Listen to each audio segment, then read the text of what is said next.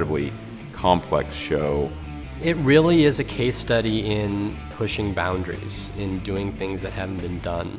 People flying through the house, and we have LEDs everywhere, and the lighting is amazing and the automation is amazing. It's a unbelievable, larger than life theatrical event. If one wants a challenge in theater, this is it.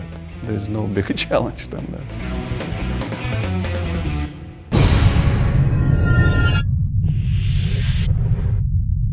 We knew that this was going to be a very outside of the world, outside of the box kind of show. And we wanted to work with a partner who would be there from the very beginning to help us solve all of the technological problems that we would encounter. PRG was that partner for us. We also had some challenges in finding lighting products to fit into scenery that were in some tight spaces that we ended up creating some of our own products that we're able to bring to the table. We had to figure out a way that we could internally light all of the city legs with LED fixtures, but also be able to backlight the city legs from conventional fixtures on lighting pipes. No one's ever done that before. There was a period of time where they were just feeding us gear. Like every day, trucks would show up with moving lights and everything. You know, I mean, it was insane. Projection does play an integral part in the show. It certainly opened up the idea of very integrated projection technology into the Broadway market. We knew that we were going to have to design a system that was flexible and that gave us a high degree of control over this content on a moment's notice. The new console interface really gives me a ton of geography to lay out my groups and palettes and presets and all of the things the programmer uses to manipulate these servers well. I can't overstate how important that was in this show. It was a really great thing to be able to work with an engineering team that also understands the beauty of the visuals, the artistic impact of what their engineering is doing.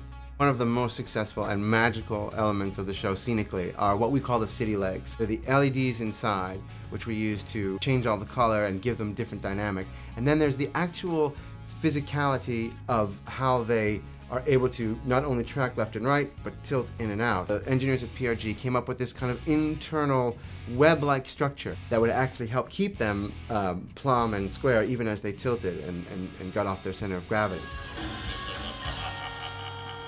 We had challenges of creating very lightweight scenery that was very airy, but also very, very large in footprint. Chrysler, that took a long time. I think it maybe took, 9 months to develop.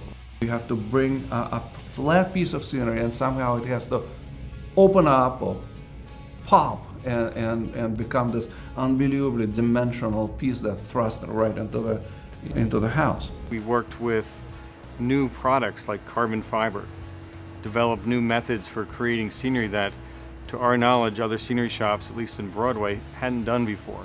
And ultimately came up with some methods that now we have in our arsenal of solutions for future projects.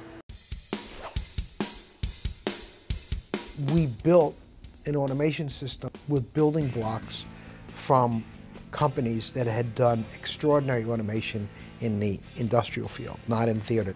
We had a piece called the Cityscape Rotate, which was a kind of like a vertical turntable. It was a very complicated piece. To be able to get to use so many new technologies in Spider-Man was, for me personally, very satisfying. And I think it will change the way technology is used in Broadway. The use of hydraulics, which is one of the systems that we use to move the big ramps and to move a lot of the lifts and carry up the big scenery from below, is something that has been shied away from a lot in theater, but something that PRG was able to use to great effect. The technology that PRG is developing and has developed for Spider-Man is always cutting edge. We had a pretty tall order for this show, and we kind of came with our list of demands expecting some pushback, and nobody at PRG really batted an eye.